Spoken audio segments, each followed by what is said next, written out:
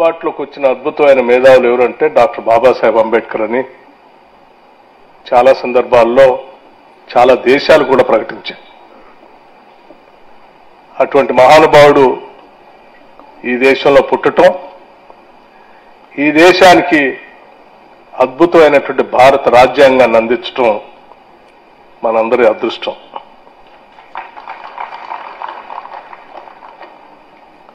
అనేక రకాలైనటువంటి రాజ్యాలు, చిన్న చిన్న రాజ్యాలు, రాజరిక వ్యవస్థలు, ఆ వ్యవస్థల్లో రాజుకి ప్రజలకి ఉన్నటువంటి విపరీతమైనటువంటి వ్యత్యాసం,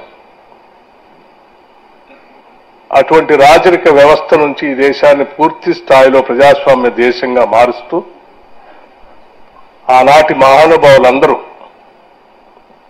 ఈరోజు మన యూనివర్సిటీకి సంబంధించిన JNTU యూనివర్సిటీ జవహర్లాల్ నెహ్రూ గారి పైన, వారి పేరుపైనే మనం యూనివర్సిటీ నడుపుకుంటున్నాం. తొలి ప్రధాని, ఈ దేశానికి నవభారత నిర్మాతగా, ఈ దేశానికి పంచవర్ష ప్రణాళికలతో,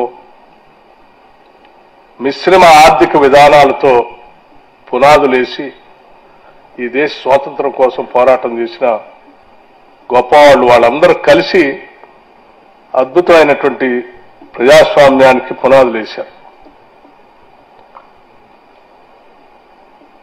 అటువంటి నాయకుల మధ్యలో బాబాసాహెబ్ అంబేద్కర్ గారి జీవితం చాలా మంది మనం అందరం చదువుకుంటూ ఉంటాం. మా లక్ష్మారెడ్డి గారు కూడా చెప్పారు, మనమందరం చాలా గొప్పవాళ్ళు అవుతాం, కావాలి అని అనుకోవటమే ప్రధానమైనటువంటి అంశం. అని అనుకుంటే సాధిస్తామని. సరే, మానవులుగా మనం అందరం